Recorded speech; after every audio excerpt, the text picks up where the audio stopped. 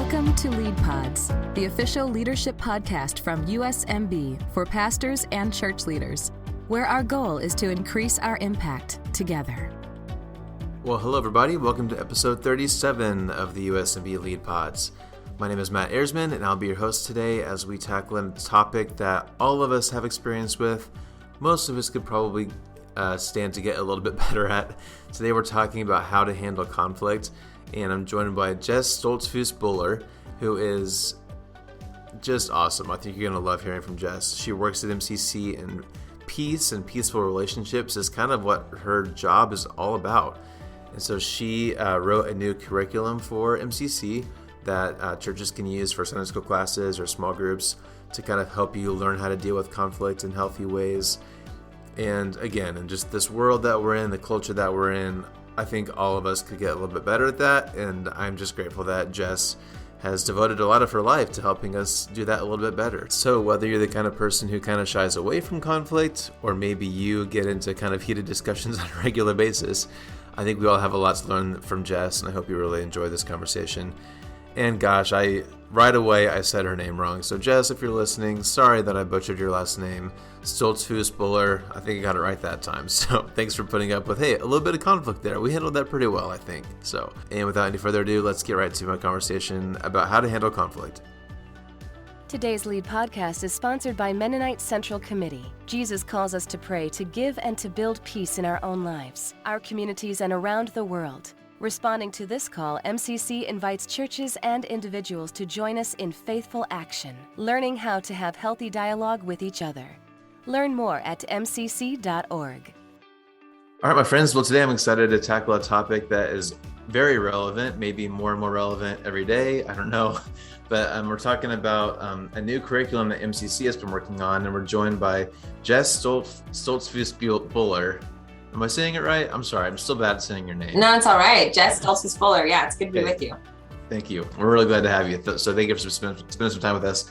You're calling from Goshen, Indiana, and you've worked at MCC for a few years as their Peace Education Coordinator, which again, I think every business needs a Peace Education Coordinator. Yeah, right? I love that. For sure. That's awesome. So yeah, Jes, thanks for spending some time with us. Really grateful to have you. Yeah, great. It's good to be here. Any other kind of background or bio stuff you want to share with us? Family or work? Anything else you want to fill us in on? I am married to a Colombian. Actually, I lived in Colombia for a number of years. Maybe we'll chat about that at some point. Yeah.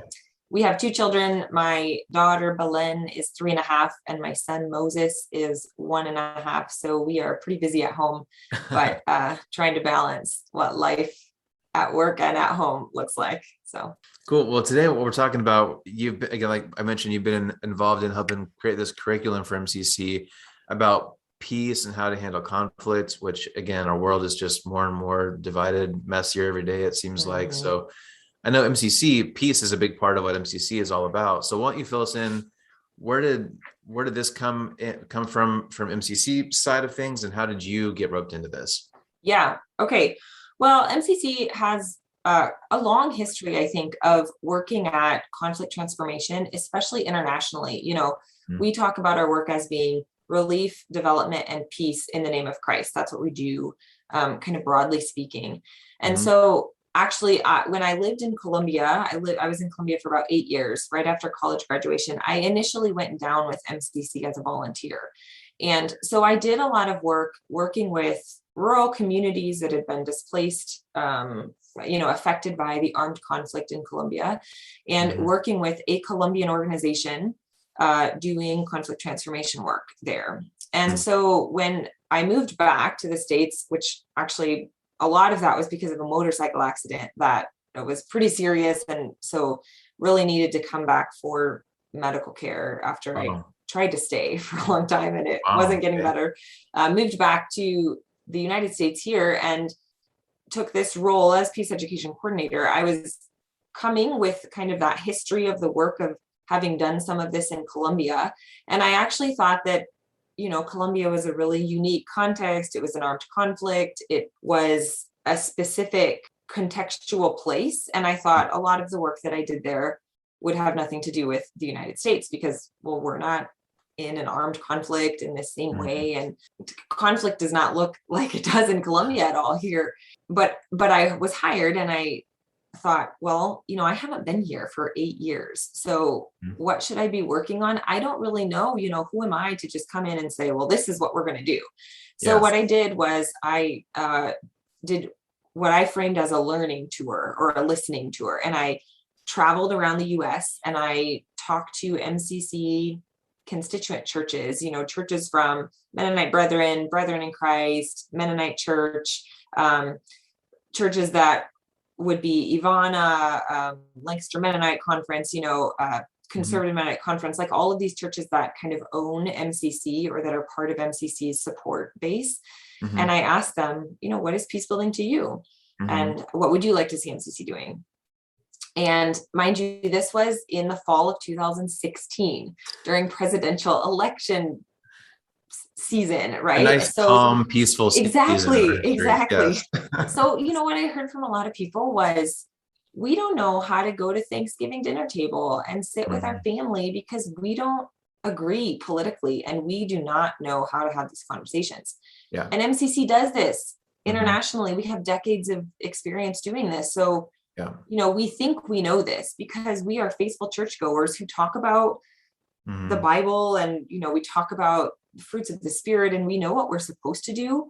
But it actually takes practice and it actually takes intention to be able to do it well. So that was one of the things that I heard over and over and over as I met with churches. And so that was kind of the seed that started this curriculum, at least the writing of it. Yeah. So I'm just curious. So you were born in America, right? You spent most of your time. Yeah. So you were in America, you were away for 8 years, you said. Yeah. You came back. I'm just curious, did it feel like conflict was worse when you got back? Again, you came at a pretty divisive time, but during that 8-year span, could you tell a difference? That's a really interesting question. I've actually thought of it much more as my own awakening to the conflict in the United States. I don't know. Yes, I think our context has gotten more and more polarized. And so I think we are less practiced or less good at talking about difference. And I felt that, but I was also a young adult when I left. I was right out of college.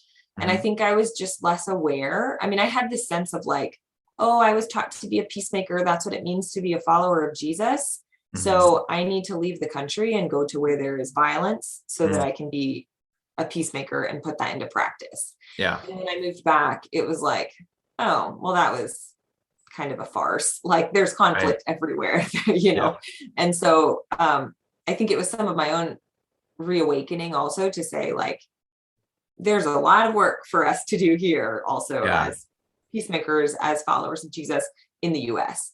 So some of both, I think. Yeah. And again, I'm just curious just because you think about this a lot more than I do and you have a lot of experience.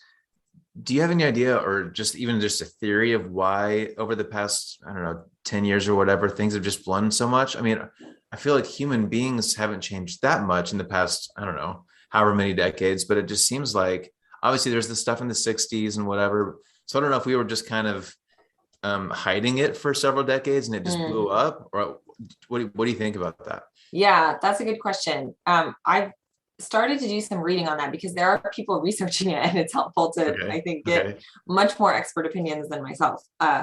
But I do think there is more space for difference to be promoted or not difference necessarily, but for all of these different perspectives, there's more platform to say these things. And so, social media has exploded. Technology. I mean, the ways that we can communicate what we believe and what we think has really exploded. So there's a lot more platform for people to, put ideas forward and think different things. And so I wonder if some of it is that there's more space for difference to be kind of embodied and named and than there used to be. Yeah, I think you're right. And it'll be interesting to see from the coming years. I'm sure there will be a lot more research. Yeah, there's a lot of people reading and writing about it right now. Yeah.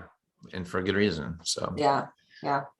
Okay, well, I want to kind of work our way into more and more of the peaceful practice MCC stuff. But again, I want to dive a little bit more deeper into your story, Columbia.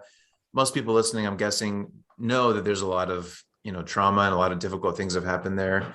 But what was it actually like to be there for 8 years? What kind of conflict did you see day in and day out? So I was living on the Caribbean coast, right up at the north side of Colombia, in kind of a tropical climate in the heat. It is an area where a lot of the violence in Colombia had happened kind of in the early 2000s. I went to Colombia in 2009. So the region that I was living and working in was a region that had been very heavily affected by the armed conflict. The armed conflict in Colombia is quite complex. There's multiple actors. There are guerrilla groups, which I think is maybe what's more known in some places, kind of the guerrilla, drug war stuff. Mm-hmm. But there's a lot of paramilitary activity, which is basically funded by, government and other entities, powerful people basically, but is kind of under the table stuff to do the dirty work. The army, the government itself is an actor in a corrupt system. Mm-hmm. And so there's lots of these different armed groups, right? So there's, in any geographical region, you might have 4 or 5 different armed groups that are functioning kind of as a group.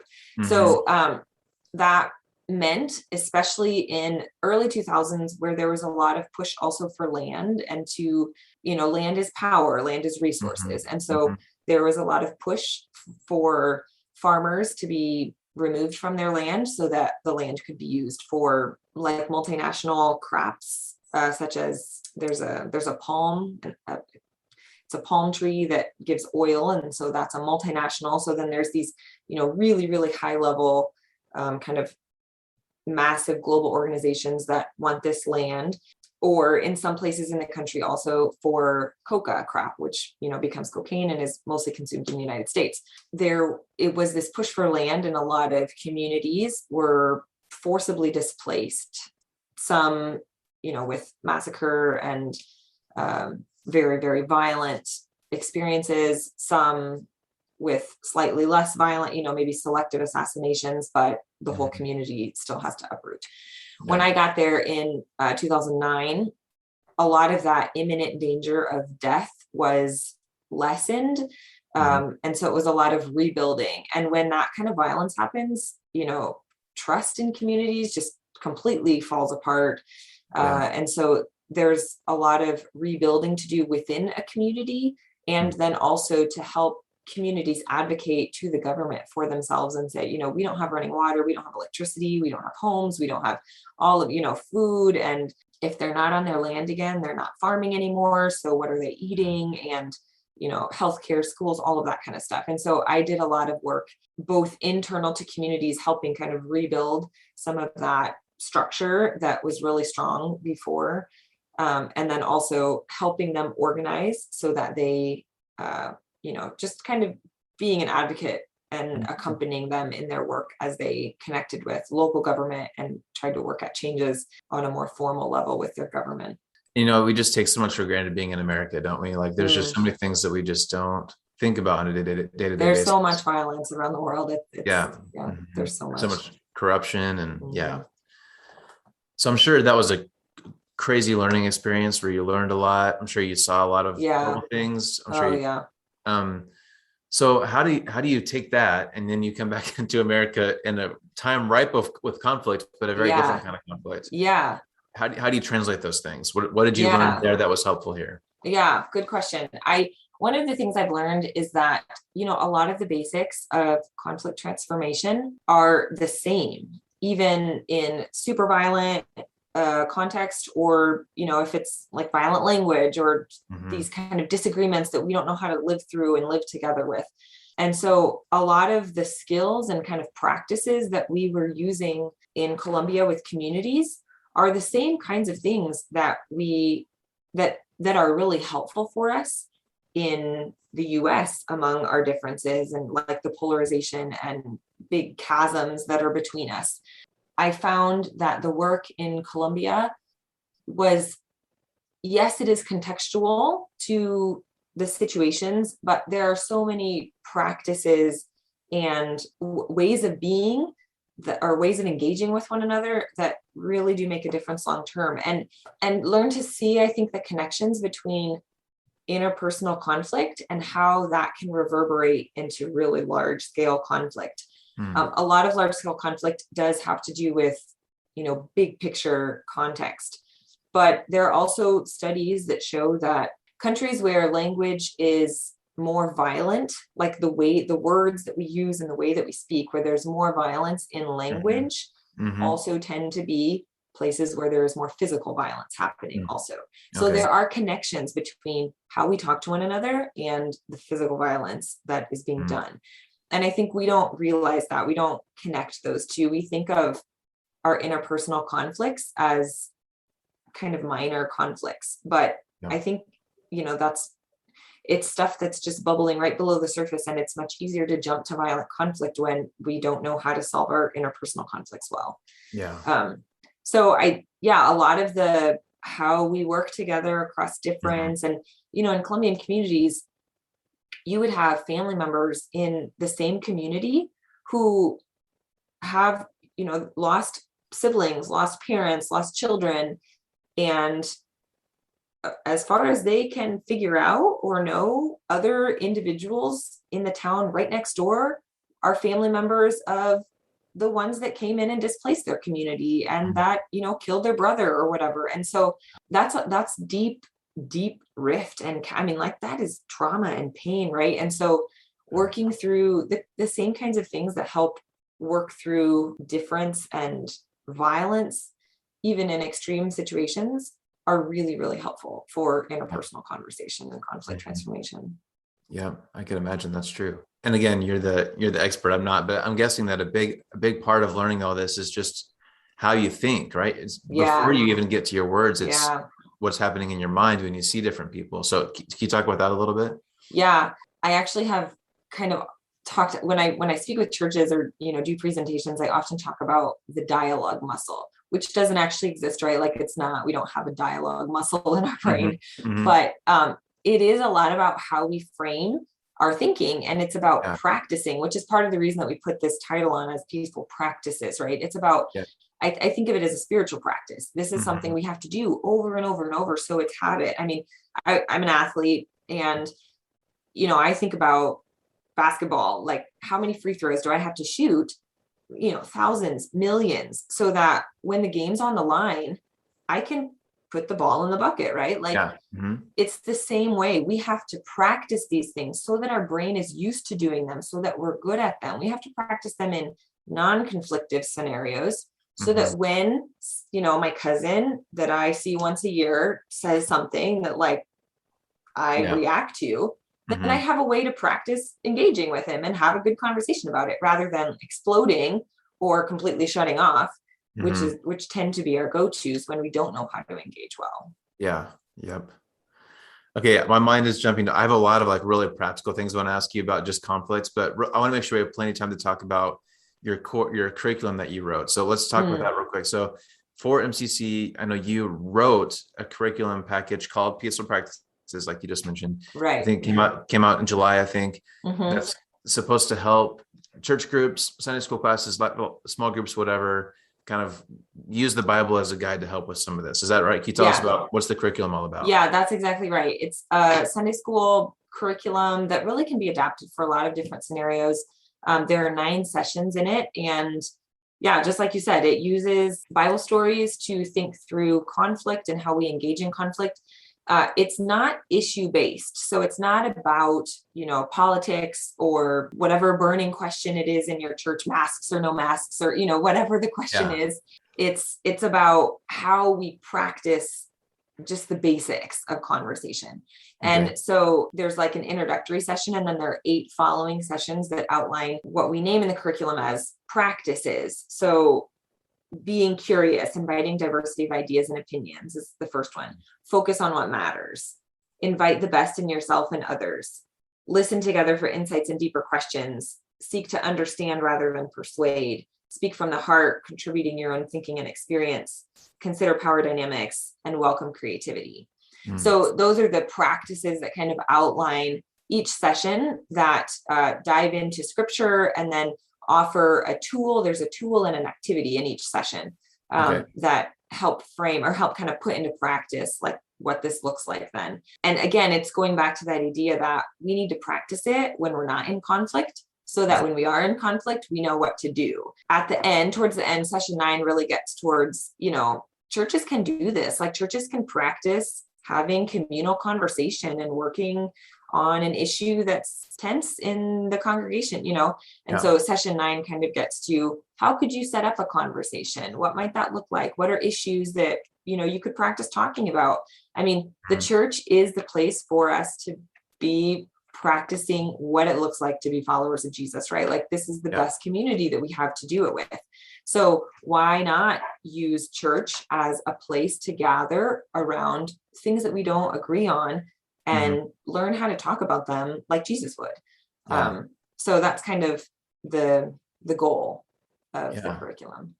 That's awesome. I love it. And I think it's a free download, right? Or it's a free download. Yes. It's a free download. It's on our website, mcc.org/peaceful-practices. And it's free download. You can also get hard copies and just order them. There's an order form right there for anyone who is interested and willing to lead the curriculum in their own congregations. We have a really high quality double-walled thermos as an incentive. I drink my coffee out of it every morning, and nice. Yeah, I actually burnt my mouth on my coffee yesterday. It's very good. Nice. So that's another fun way to kind of get people involved and really encourage people to do this. You don't need to be an expert in conflict transformation to lead this curriculum in your Sunday school class or at church and, with a group. It's discussion questions are outlined, it's a handbook that can be worked through. And so I think there's a lot of possibility for what churches can do with it. Yeah, very cool. And I'm also always really interested and willing to connect with churches and come in and present. Sometimes I've done like weekend retreats, or sometimes I've done week-long camps, or sometimes I've done, just come and preach. I can do virtual or in person. There's a lot of ways that I can support you and engage churches as they kind of work through this too. Awesome. Very cool. I think it's a great tool. I think we all need to be better at this. So I think it's awesome. So thank you. Thank you for creating it. I think it's awesome. Yeah. One more thing I want to hear more about. You told me just briefly that you did a peace camp recently. I want to hear more about that. Yeah. So just a couple of weeks ago, that was mid-July. We went down actually to Montgomery, Alabama with a bunch of USMB young adults, folks from kind of the Washington and California area, as well as from North Carolina. And so this was originally, it's kind of the dream project or whatever, created by some MB folks, Terry Hunt, who is the district minister of East Coast and USMB. Dina Gonzalez Pina is an MB. She's a pastor. She's on the Faith and Life Committee, I think, and also is the executive director for MCC West Coast. Yep. And then Saji Oman is, I forget his title exactly, but he works with Multiply through, USMB. So they were the creators and kind of the planners overall, and then pulled me in as one of the facilitators to come and join this group of young adults to use peaceful practices basically as a basis for framing the week-long peace camp. And it's, I think this is the best kind of learning. Now, I do think actually churches in Sunday school class is a really, really rich learning, because they're people that you're doing it habitually in your daily pattern, which there's a lot to be said for that. But I also think kind of getting outside of your normal routine and putting, 100% of your mental energy into something can really grow learning also. So we ran this peace camp. We were gone for the peace camp spanned 10 days, I think it was. And so we interspersed experiential learning in the South, looking at the U.S.'s racial history, I guess we would say, and civil rights stuff, from the 50s and 60s, like you mentioned. So we were in Montgomery. There's a bunch of museums there. There's a lot of historical landmarks there. We went to Selma, Alabama. I mean, one of the famous stories of the civil rights movement was the Selma March. Went on to Atlanta and did some some touring in Atlanta, and then finished in North Carolina, close to where Terry Hunt's home churches. Stayed at a conference center there and kind of debriefed, and throughout this whole time used these peaceful practices to frame kind of, what does this work mean? What does reconciliation mean? How do we engage that? And so it was a really cool, I think we had about 20 young adults. It's just such a fun experience when we get to do really hands-on, intensive kind of learning like that. And there's something special about being at those places, right? Like you can read history, you can see the pictures, you can see whatever, but when you're at Selma, I'm sure it's just it feels so different. Yeah, it feels so different. And the heat, I mean, I'm up here in the north, and it just like put a whole new spin on it for me to think about, wow, this wasn't only a march, but it was like a march in the heat. I mean, it's hot down here. Yep. Yeah. So for you personally, and for the people you worked with, again, we could probably talk for days about this specifically, but what were some of the kind of the high takeaways from that camp?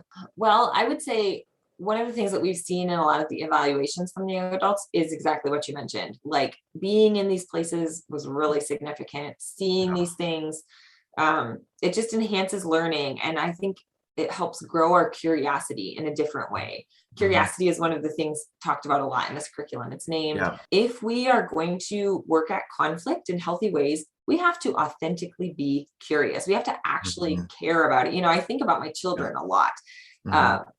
Having a 1-year-old and a 3-year-old, like I'm surrounded by curiosity at all points of the day. So much so that sometimes I'm like, let's tamper the curiosity a little bit and get focused on getting into the van, Yes. Why? Just because. Exactly. Exactly. Yeah. I don't know how many times we go through it. And, in the end I say, well, it's just because God made it that way. I don't know what else to say. Right. But it's so beautiful to be so curious. And I think we lose that. We lose the art of curiosity when we are in the midst of difference. When we don't agree with somebody, we're not curious about what they think. We're not curious about their opinion. We are adamant about our own belief, right? So I think going back to the peace camp here, but being in the locations of where some stuff happened historically helps open our curiosity. So that's one thing. And then I think also, after months and months of shutdown, like being physically with people in person, traveling, and being able to do some of the hands-on learning was really, really life-giving. MCC has a learning tool that we call You Got Booked, which is it's basically a really big board game, and people are like the pieces, I guess, on the board game. And it's a tool that we use to talk about the mass incarceration system in the United States right now. And so we're, grappling with the history of our country in the South and the racial disparities that exist, and kind of looking then at, okay, what does that look like now? Like what are the repercussions of that? How do we deal with that now? What does it mean for us to study this history in today's context and world? And so that tool was really powerful, and a lot of, I think, really eye-opening for people to see how there's so much disparity still. And some of that is being able to learn in a hands-on kind of way, which really enhances our learning. Yeah. That's awesome. I think the camp idea is great. I love that you did that. Yeah. Okay. Our time's going really fast. I have a lot more I want to ask you. So one thing I've heard in recent years is there's the phrase in the Beatitudes that we're supposed to be peacemakers. And I like the idea that we're going to go into a lot of situations where there is not peace, but blessed are the peacemakers. Like there's an action. You have to make the peace. Like sometimes you're going to situations where there isn't peace. I want to be a peacemaker. Right. So what are, especially just in the time that we're in with all the, like you mentioned, the mass and everything, for people listening, again, hopefully a bunch of people take the curriculum, take the course to go deeper, but what are some kind of big picture in our day-to-day life? How can we be that kind of person in our day-to-day lives? There's so much. I think there's so many mandates in the Bible to be peacemakers. It's so clear that Jesus is asking us to do this. And I like what you're highlighting, that it is an action. It's an active thing. It takes a lot of work. Some of the things that I highlight in the curriculum, or that, that we highlight as MCC, is, so I named those 8 peaceful practices, and we have a word, like a framing word that goes along with those.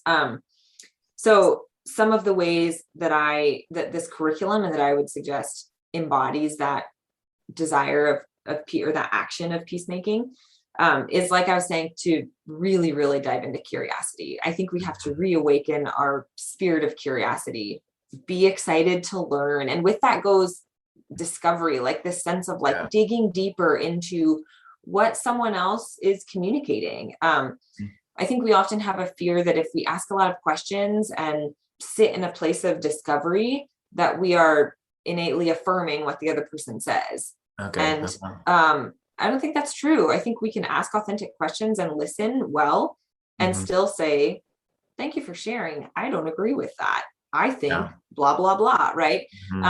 But I think we get caught in that, like, we can't listen. And listening is a really, really important part of peacemaking. We have to understand where we are, who we're talking with, what they think, what their life experience is. Storytelling is a really important part of sharing, I think, with one another. And so I think kind of that, there's a lot of words that we use in the curriculum: curiosity, discovery, listen, those kind of words that really get us to thinking about putting ourselves in a posture of understanding what the other person is offering. One of the things that we talk about in the curriculum is seek to understand rather than persuade. And so putting ourselves in a position of understanding naturally opens conversation, so that then we can also share our opinion. It's not about not saying what we believe, but it's about opening a conversation so that it goes deeper, so that when we also share, it can be heard in a different way, and we can share in a more, profound way than just like spouting off positions that are different from one another. So I think that's one thing that I think about a lot when we think about conflict transformation and like what it means to be peacemakers. It doesn't mean negating our own ideas and thoughts and beliefs, right? But it does mean being able to slow down and take time to go deeper, which is going to necessarily put us in a position of listening, of empathy, of kind of practicing that posture of understanding and question and curiosity. So I think that's the thing that comes to mind as the first and foremost kind of practice that I think embodies peacemaking. Yeah, that's good. Another thing that I've been thinking about is how much personality comes into this. Some people are ready to go with an argument at any second. Other people, like myself, honestly, like I hate conflict. Over the past couple of years, when political stuff has risen up, I feel my face getting red. I feel hot. I just want to get out of there. So how do you have any advice? Maybe let's talk to both spectrums. Maybe if someone recognizes that they are kind of more on the fiery end of things, or they're hesitant to bring up anything because they don't want to shake any feathers.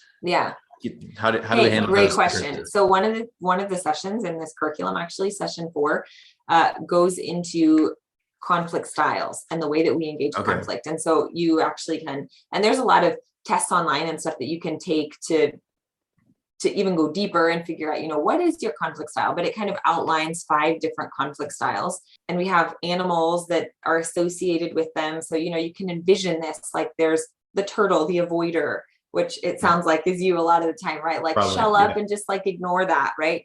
And there's the shark that's like the competitor and wants to aggressively attack a conflict. We talk about collaborators that are like the process people, and they want to sit down and have long conversations with everybody. And there's the accommodators, which we name as the sheep, that are just like, I'll do what you want, like whatever you want, right? And they just like follow the lead. And then there's the fox that's kind of in the middle, that is the compromiser. So we have actually a whole session focused on what is our conflict style, because we do each have tendencies. But I think rather than saying, there is a right way and a wrong way, it's more about understanding what are my tendencies and where are the places that I can push myself to engage in a different way. When is it really healthy for me to live into this strength of mine? And when is it, important for me to kind of get outside my comfort zone and do something a little different. Hopefully it's a framework that can help us think through analyzing, what is the conflict? Is it worth, maybe I'm a turtle naturally. Is it worth engaging this conflict? Sometimes it makes a lot of sense to be a turtle. Sometimes it's really important. My husband is a turtle, right? I am not. And it's really, really helpful to like have some space sometimes to back off. And it makes our engagement when we do address a conflict a lot healthier, right? And I want to talk about it right away and So I think it's in part, it's like identifying our conflict style and recognizing when is this healthy and when do we need to push ourselves? Yeah. And secondly, then also is thinking about the fact that like, we're not going to become great at this all of a sudden. And we're definitely not going to be able to do it in every situation. Right. So some of it is, okay, I'm a turtle. It's really hard for me to have conversation about X issue or whatever it is. So who is the one relationship in your life that you can say, you know what, I'm going to commit to having coffee with them once a month. Like we're going to, it's my cousin or it's my whatever, it's maybe a family member, maybe it's a colleague, maybe it's somebody from church, whatever it is. But start small. I think that's one of the things that this curriculum hopes to do is to make it feel like it's not impossible. And that doesn't mean it's going to be a jump from like, we don't do this well to like, oh my gosh, we're so good at it, right? It's going to be very small steps. And so thinking through, who can I have a conversation with? Who can I commit to practicing this with? A lot of us have family members, extended family members we don't agree with things on.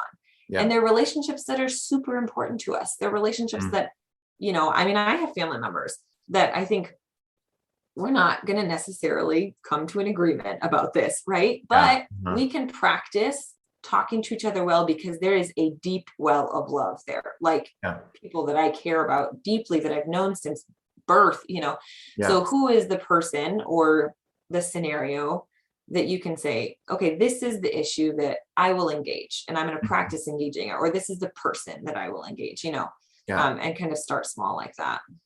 That's really good. I like that a lot.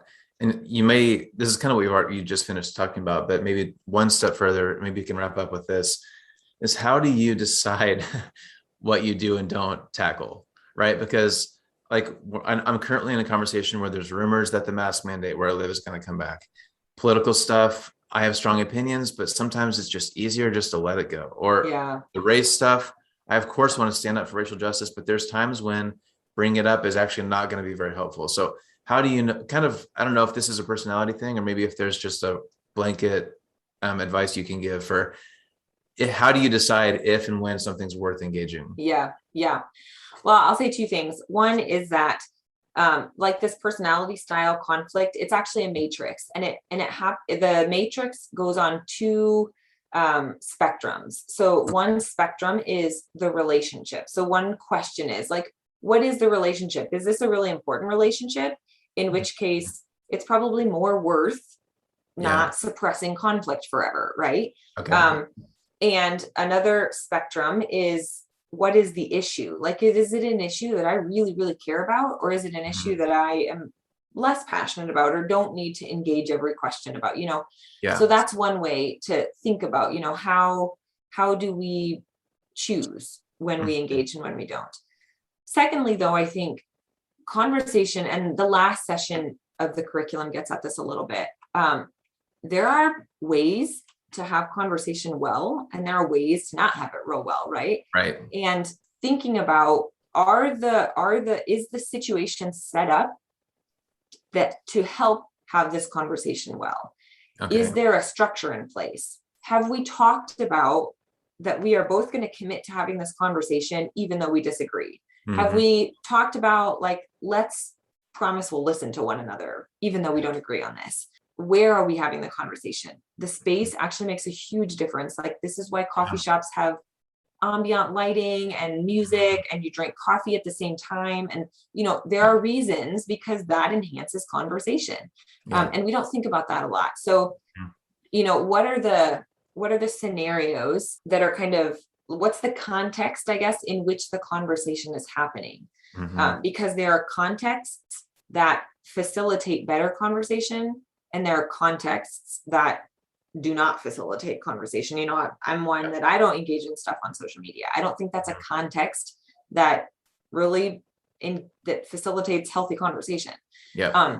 So kind of analyzing what is the scenario in which this conversation happens that can help decide whether we do that. And again, then I think it's the role of the church to say, we can practice this, we can do this, and we're going to take it on ourselves to create a context in our body of believers here to create scenarios where these conversations are healthy, because that's our job as the church structure. Yeah. So I think there's a lot of possibility for how churches can kind of create scenarios where folks like you are drawn into having a conversation rather than saying like, no way, I'm totally out. Right. Yeah. And I love, we can wrap up there, I think, because there's going to be conflict in churches, right? But hopefully if our USMB family or if Christians in general were just better at handling conflict, hopefully our churches would run a little bit smoother. That'd be great. Yeah. But what kind of difference could we make if we actually had the reputation of being peaceful people in our world? Like, oh my gosh. It would not only make our lives better, but oh my goodness, what kind of impact. Yes. Testimony. Yes. And I just think our world needs this so desperately. So why not? Well, let's let the church be leading the way in that, because I think it's just so needed. Exactly. Well, Jess, I said at the beginning, I think every business, every church needs a peace education coordinator. So if you freelance, maybe we should hit you up. This there has you been go. Awesome. I feel like I've learned so much already. I love that you built this curriculum. So thank you for the work you've put in. I hope everybody listening goes and checks it out, because it sounds like there's some really great stuff there. So Jess, thank you for your time. It's really good to be here. Yeah. Thank you so much. Have you missed gathering in person with members of our USMB family? Come to USMB Gathering 2022, our biennial National Pastors Conference and National Convention, July 26th through the 30th of 2022 in Independence, Missouri, near Kansas City. At Gathering 2022, you'll join with other members of our USMB family for worship, inspiration, resourcing, fellowship, and instruction. You'll have the opportunity to meet new friends, pray together, and hear stories of the exciting things God is doing as we increase our impact together. Save the date and plan to join us in North Kansas City for USMB Gathering, July 26th through the 30th, 2022. All right. Well, hey, once again, my thanks to Jes Stoltzfus Buller for joining us for a really awesome conversation. And like we said there at the end, man, what kind of witness could we be if we as individuals and we as churches, we as believers, did a better job at having these kind of conversations that are difficult, but doing it with peace, being peacemakers who are curious and are thoughtful in how we have those kind of dialogues. And so I would love it if we could get better at that. And I love that Jes spent so much time making these tools. And so if your Sunday school class, your small group would be interested in doing this curriculum, I highly encourage you to visit the MCC website, check them out. And I think that's a really great tool that all of us could benefit from. So Jes, thank you again for the great work that you're doing. And once again, thank you to you for listening today, wherever you are. Always grateful. It's fun to hear some new people who are checking out the podcast. So thank you if this is one of your first episodes joining us. We love having you with us. And we hope these conversations are helpful to you and your leadership. So with that, I hope you have a great rest of your week. And we'll see you next time right here on the USMB Lead Pods. Thanks for listening to Lead Pods. Make sure you don't miss an episode by subscribing to our show wherever you're listening today. Learn more by visiting usmb.org. And be sure to follow us on Facebook, Instagram, and Twitter. We'll see you next time as we learn more practical tools to increase our impact together.